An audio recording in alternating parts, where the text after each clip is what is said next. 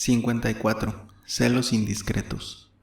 Juliana era lo que puede llamarse una buena mujer en la extensión de la palabra, sobre todo muy segura, como dicen familiarmente nuestras señoras cuando quieren abonar de honrada a una sirvienta. En efecto, los relojes, las piedras preciosas, los pedacitos de oro y de plata, los arreglaba todos los días Juliana en la mesa y cajones de su amo el platero, sin que en años le hubiese faltado la más insignificante cosa, pues hasta las perlitas que solían caer al suelo las levantaba al barrer y las echaba en una cajita de cartón, sin decir una palabra ni hacer mérito en ello. En cuanto a su ocupación principal en la cocina, difícil hubiese sido encontrar quien la mejorase. Por inclinación y especiales disposiciones de su naturaleza, era una buena cocinera, pero ella había querido perfeccionarse y sobresalir en su noble arte adquiriendo recetas de guisos, pasteles y dulces que por las noches escribía para que no se le olvidaran, con una letra no del todo mala, y así había logrado formar una colección que ya tenía honores de libro, pues cuando tenía, por diversos ensayos, la certeza de que la receta era buena, la cosía con hilo a las que ya tenía experimentadas. El platero, que no era goloso sino gastrónomo y que le gustaba comer bocaditos, estaba encantado con su criada. En cuanto a su moral, tenía la de la gente buena y pobre. Creía de cabo a rabo en el catecismo del padre Ripalda, oía su misa los domingos y días festivos y confesaba y comulgaba la cuaresma. Nada se guardaba en las compras de la plaza, y es raro en una cocinera, ni lo necesitaba, pues ella manejaba el gasto y gobernaba la casa, se pagaba su ración y su sueldo, y el platero, en vez de tomarle cuentas, le hacía frecuentes y buenos regalos, de modo que podía decirse que con sus ahorros era ya riquilla. Aunque de constitución robusta y sanguínea, y como hemos dicho, de la especie voluptuosa de Cecilia, no había mujer más quieta que ella, y hasta la edad que tenía no había conocido lo que se llama amor. Al platero ni lo quería ni lo aborrecía. Lo aguantaba porque era su amo y era fiel, porque no tenía otras distracciones de inclinación que la condujeran al mal. Así pasaron algunos años, pero a cada capillita le llega su fiestecita. Juliana, como todas las cocineras, estaba amarchantada en la plaza con Cecilia para la fruta, para los bizcochos en la casa de Ambrís, para el pan en la panadería de Tesorelli, para la carne en la antigua carnicería de la Alcaicería, y no la sacaban de ese círculo. El platero estaba muy conforme porque todo lo que le presentaba era de lo mejor. El partidor de la carnicería se enfermó y fue sustituido por otro, por un muchacho, pero qué muchacho, si era un serafín, muy blanco, muy bien formado, de ojos azules, de pelo rubio, seguramente era producto de un equívoco de algún hijo de la Germania o de Norteamérica. Tenía unos 22 años y se llamaba Alberto. Imposible, no podía negar su procedencia extranjera. Ver Juliana al nuevo partidor de carne y enamorarse de él, todo fue uno. Disimuló cuanto pudo, pero al cabo de algunas semanas el Alberto tampoco encontró mal las buenas formas, los labios encarnados y el modito seductor de la cocinera, y ambos se entendieron perfectamente, resguardándose mucho de que sus amores fuesen conocidos por el platero y por el dueño de la carnicería. Como el último que sabe las cosas es el dueño de la casa, don Santos ignoró mucho tiempo estos amores, hasta que una noche que venía de la profesa de rezar sus devociones y darse unos cuantos azotes, divisó una pareja que atravesaba la calle con dirección al oscuro callejón de la olla, y que la parte femenina de la pareja era algo semejante a Juliana. Se envolvió más en su capa, se fue deslizando al abrigo de la sombra de las paredes sucias, y lo siguió. Eran ellos, Juliana y el partidor de la carnicería, a quien había visto varias veces al pasar, y no había dejado en llamarle la atención por su buena figura. Don Santitos en toda su vida había sido mordido por esa mala culebra de los celos, pero en compensación, esa noche le encajó el reptil todo el colmillo en la mitad del corazón. Buscó instintivamente si tenía en la bolsa una pistola, un cuchillo, un cortapluma siquiera, para hacerles algo, aunque fuese darles un piquete. Desgraciadamente no tenía más que la disciplina con que acostumbraba a vapulearse suavemente algunos días de la semana en las sombras del templo de la profesa. Tuvo la firmeza de estar oyendo los cuchicheos del partidor de carne y de Juliana por más de un cuarto de hora. Desde luego, mientras don Santitos oraba y se azotaba en la profesa, Juliana había regalado sus citas amorosas, y cuando el amo regresaba, la encontraba muy quitada de la pena, rebanando la cebolla para los frijoles refritos de la cena. Don Santitos por esa noche no hizo más que disimularse en la sombra, dar tiempo a que Juliana llegase y abriese la casa para entrar él enseguida y pedir la cena como si nada hubiese visto. La música estaba por dentro. Esa noche no durmió.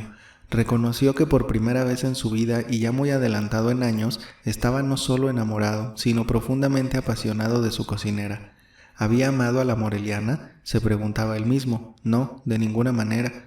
Esos habían sido amores de casualidad, de interés acaso. La Moreliana más bien lo había seducido a él. En todo caso, ya eso estaba olvidado, y la Moreliana y él se veían cuando tenían asuntos como dos buenos conocidos, como tendero y marchante, y el famoso hijo que había salido al mundo, quién sabe cómo, ya tenía bastantes alas para volar, y también lo quería como tendero y marchante. Absorbido por el trabajo y la codicia, y haciéndose una conciencia y una religión especiales, no tenía miedo al infierno ni un gran deseo de la gloria eterna, y conformándose con estar unos cuantos meses en el purgatorio, tenía ordenado en su testamento que se dijesen 30,000 misas por su alma y 100,000 responsos de arreal. Nada de esto turbaba su alma, sino el amor ardiente que tenía por Juliana, y que no había descubierto sino desde el momento en que la vio hablando en la oscura puerta del callejón de la olla con el partidor de carne de la esquina de la alcaicería. Se volvía de un lado a otro, se retorcía como una culebra y nada de conciliar el sueño. Los pensamientos más siniestros se le venían en montones a su cabeza, que ya ardía, y en ninguno se fijaba hasta que por fin se resolvió, ya a cosa de las 2 de la mañana, a levantarse y a ir al cuarto de Juliana, a matarla, a hacerla pedazos como hubiese podido, con tantos instrumentos cortantes que tenía. No, señor.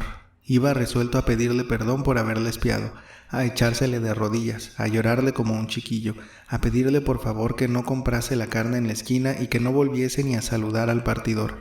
Pero su plan era, no podía realizarse.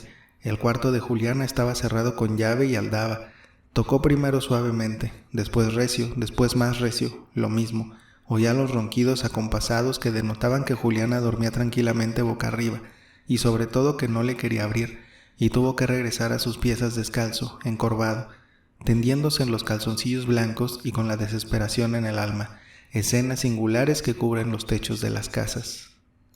Desde esa noche fatal, la vida fue un infierno para el compadre. No se atrevía a decirle nada a Juliana y disimulaba todo lo que podía, porque pensaba, y no sin razón, que a la primera palabra que pronunciara, la contestación de ésta sería coger su rebozo y largarse con el partidor. Pero cada vez más atormentado por los celos, en vez de trabajar en las alhajas del marqués de Vallalegre, que estaba transformando, daba continuas vueltas por la calle de su rival, que sin cuidarse de él y con cuchillo en la mano, cortaba los lomos de carnero y los trozos de buey para despachar a los marchantes. En las noches, en vez de ir a escuchar al padre Abolafia, a la profesa, se estaba embebido en las puertas de las casas esperando a que Juliana saliese de la suya para ir a reunirse al callejón de la olla con su idolatrado partidor, y volvía y se repetían las escenas de la noche primera, y al día siguiente no tenía valor ni para levantar los ojos cuando su cocinera le servía el almuerzo.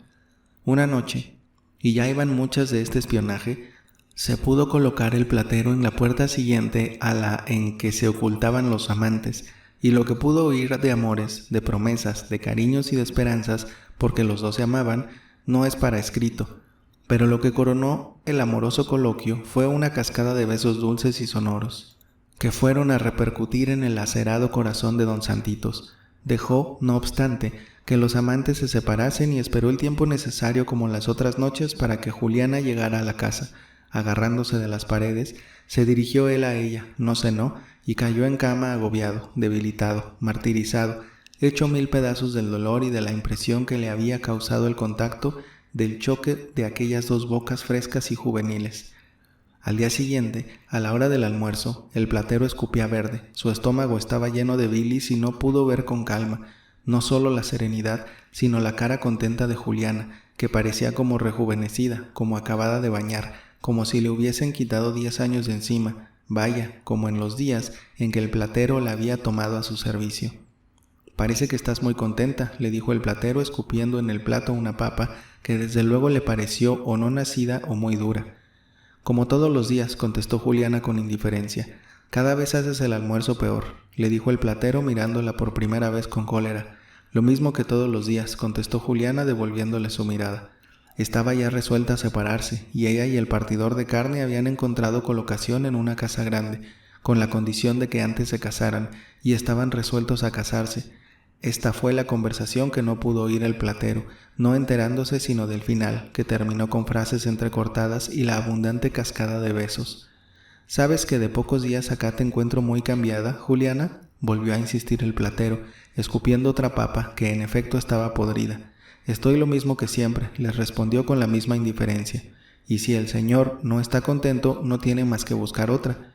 Lo que tú eres es, vaya, una ingrata, después de que te he llenado de regalos, de que tú dispones de toda la casa, de que tú eres el ama y la señora. ¿A que sales de noche? Di, continuó el platero con cólera, aventando el plato de papas que rodaron por la mesa.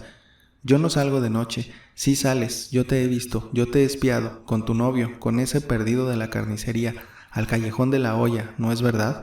No lo niegues, yo te he visto no una, sino muchas noches, y caramba, esto ya no se puede sufrir. Y el platero alzaba la voz y le metía las manos en la cara a Juliana, que se retiraba poco a poco, pero sin manifestar susto ni miedo, ni mucho menos arrepentimiento. Habla, habla, di algo en tu defensa, so puerca, so indecente. Pues ya que lo sabe usted, la interrumpió Juliana, queriendo tomar la puerta, ¿para qué es que me maltrate? Sí, tengo mi novio y me voy a casar con él.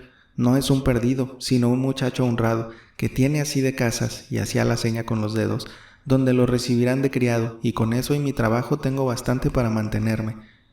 La terminante declaración de Juliana encendió de tal manera el furor del platero que aventó la mesa y se abalanzó a Juliana, que lo miraba asustada. Pero antes de irte te he de arrancar del pecho este collar de corales que te regalé, y has de saber lo que es un hombre ofendido, colérico y celoso. Y en efecto, con una mano la desgarró la camisa y el collar de corales que rodaron por el suelo, y con la otra le aplicó tan formidable bofetón en las narices que con todo y ser Juliana fuerte, gruesa y grande, la hizo trastabillar, y queriendo huir, tropezó con una silla y fue de costado a herirse la sien contra el filo de un canapé, quedando inmóvil y como muerta. Luego que el platero vio correr la sangre en abundancia, volvió a su razón y se rasgó el velo rojo que había cubierto sus ojos. Quedóse inmóvil por un momento, pero después se hincó de rodillas, acarició a Juliana, la llamó con los nombres más tiernos, le pidió perdón y más asustado, mirando que la sangre no cesaba de salir de la cabeza y de las narices, corrió como un loco a la cocina a buscar vinagre, diciendo: «La he matado». Con sus pañuelos le limpió la sangre, le puso fomentos de vinagre y le dio a oler esencias, y no fue sino al cabo de 1 hora cuando la muchacha volvió en sí. Se solivió sobre su brazo, después se levantó, y derecha como un fantasma, sin quejarse ni hablar una palabra, y arrojándole una mirada de odio y de venganza, fuese a su cuarto y se encerró con llave y aldaba. El platero, con esta escena, quedó como muerto, y fue también después de media hora cuando pudo levantarse del canapé donde había caído anonadado, arreglar la mesa, limpiar la sangre que había corrido por el suelo y poner en orden el cuarto donde había tenido lugar la primera y última hazaña de tan hábil y distinguido artista. Lo que quería el platero al día siguiente, ya más calmado, era primero que todo quedase en el más completo secreto, y después reconciliarse con Juliana, pasar, si fuerza era, por el novio, con tal que se olvidase la escena pasada y continuase viviendo en la casa. Él mismo hacía su comida como podía y asistía a Juliana, que los primeros 3 días ardió en calentura, lavaba los trastos y mandaba por lo necesario con un muchacho que se procuró en el mercado. Los oficiales de la platería no supieron nada, ni el compadre Relumbrón, a quien mandó solamente decir que estando la cocinera un poco enferma no viniese a almorzar hasta nuevo aviso. Cuando Juliana pudo levantarse, volvió a tomar la dirección de la casa, como si nada hubiese pasado. No entraba en conversación con su amo, pero le daba los buenos días con buen modo, y respecto de la comida no tenía por qué quejarse. El platero estaba en el colmo de su dicha. Se figuró un momento que su corrección había producido buen efecto, que Juliana se había quitado de la cabeza su afición por el partidor, y que con el tiempo volvería todo al estado de quietud y de calma en que había estado. Una mañana, antes de las 5, Juliana se levantó, espió de puntitas al platero, que ya había recobrado su tranquilidad y dormía profundamente. Cerciorada de esto, volvió a su cuarto, puso sobre su cama su baúl, con todas las buenas ropas y alhajas que le había regalado don Santos, se fajó en la cintura sus sueldos que tenía ahorrados, se echó en el seno de su libro de recetas y otros papeles, salió sin ser sentida de la casa, cerró la puerta y echó la llave por debajo. Cecilia estaba ocupada en lavarse los pies, que los tenía como si fuesen hechos de hojas de rosa, en sacar de los almacenes su fruta, en despachar a una de sus Marías, que siempre la precedía en el mercado, cuando se le presentó Juliana, la que apenas la vio, cuando se le echó al cuello hecha un mar de lágrimas y fue un llorar de quién sabe cuántos minutos sin interrupción. Todo el sentimiento que había guardado desde el día de la bofetada que le dio el platero lo echó por los ojos, la venganza que daba en el corazón. Cuando se calmó, Cecilia le dijo que se explicara. Ya ella suponía algo de grave, pues que cerca de 2 semanas habían pasado sin que fuese a la plaza. Por lo menos la creía gravemente enferma. Entonces Juliana contó con una rara minuciosidad cuánto había oído, explicándole las relaciones que existían entre el platero, Relumbrón, el capitán de rurales, doña Viviana, el tuerto Cirilo y demás gente, y Cecilia se agarraba a la cabeza, no queriendo creer tanta atrocidad y que personas tan ricas estuvieran complicadas con tan vil canalla. «¿Y qué quieres que hagamos?», preguntó Cecilia a Juliana cuando acabó de oírla. «Tú conoces mucho al juez, es tu marchante y te ha de hacer caso. Si voy yo sola o veo al gobernador, dirán que soy chismosa, calumniadora, me meten en la cárcel y no vuelvo a salir jamás». Cecilia se quedó pensando un momento, después le dijo: «Si estás resuelta, no tengas cuidado, el señor don Pedro Martín nos oirá. Yo también le he contado algo y tendré que contarle más. Ya estoy cansada de vivir con una espada encima y llena de zozobra, no sabiendo si ir a Chalco o quedarme aquí, teniendo miedo de todo. De una vez acabaremos, o ellos o nosotros. Cálmate, no te acongojes, ayúdame a hacer mis cosas, almorzaremos y de aquí nos iremos a casa del señor don Pedro Martín». Casilda no había vuelto a aparecer en la casa del licenciado Lañeta. En la de Relumbrón se ocupaba todo el mundo de los preparativos de las bodas de Amparo, que deberían ser magníficas. Los presuntos reos aprehendidos cerca de la casa de Lamparilla habían declarado que las armas de diversas clases que les habían recogido eran de su oficio, que el uno era carnicero, el otro zapatero y el otro carpintero, y en efecto, uno tenía cuchillo de carnicería, otro un tranchete y otro un largo punzón. Estas eran mañas del tuerto Cirilo para cuando agarraban a sus ladrones. Lamparilla mismo había estado para su eterno asunto de los bienes de Moctezuma III, manifestándose muy tranquilo y contándole largamente muchas cosas agradables del rancho de Santa María de la Ladrillera. Así, el viejo ahogado estaba fumando sus cigarrillos en el comedor, reflexionando en los antecedentes que se acaban de referir y tratando de echar fuera de su mente los pensamientos siniestros que le había causado la visita de Casilda, cuando Coleta y Prudencia entraron a decirle que Cecilia, la frutera, que les había entregado un canasto con lo más hermoso de la estación, acompañada de otra mujer parecida a ella, deseaban hablarle. Sin saber por qué, al escuchar a las hermanas dio un vuelto en el corazón al licenciado, que lo dejó por un instante sin aliento, pero se repuso, saludó afablemente a las 2 mujeres, dio las gracias a Cecilia por el regalo de su excelente fruta y seguido de ellas se entró en su biblioteca y cerró la puerta. Coleta y Prudencia regresaron a la cocina, donde amasaban unos tamalitos para el día siguiente, que era domingo, y Clara y doña Dominga de Arratia habían prometido venir a comer para enterarse de todo lo relativo a las bodas de Amparo. «Vamos, Juliana, no hay que turbarse. Díselo todo al señor licenciado, como me lo dijiste a mí. Venimos resueltas, señor licenciado», añadió Cecilia, «y ya que sabe usted parte, sépalo todo, que es un horror, y solo porque ésta me ha jurado por la memoria de su madre que es verdad, lo creo». Juliana estaba, en efecto, algo turbada, viéndose en presencia de un hombre tan severo y de aspecto tan imponente como don Pedro Martín, pero con la peroración de Cecilia y un pellizco que le dio en el brazo, recobró el uso de la palabra, sacando antes del seno su libro de recetas, de guisados, pasteles y postres. Juliana cada noche, mientras el platero estaba encerrado con el soplete desarmando las alhajas robadas que le traía doña Viviana, ella cogía su tintero y se ponía a escribir, por ejemplo: cocada de huevos, para un coco 2 reales de huevos, 1,5 reales y cuartilla de azúcar, medio de canela, pesos falsos. Pasta de camote morado, doña Viviana. Ante de mamey, o 2 o 3 mameyes, 1 libra de azúcar. Se clarifica primero el almíbar, se echa el mamey molido y se bate, etc., diamantes y perlas. Organizó sus recetas en el bufet del licenciado, que había tomado asiento en su sillón. Apartó unas a un lado, otras a otro y se guardó las que no le eran útiles para el caso. Cada vez que encontraba en una receta una indicación como las que van apuntadas, la clasificaba, y así que estableció el orden.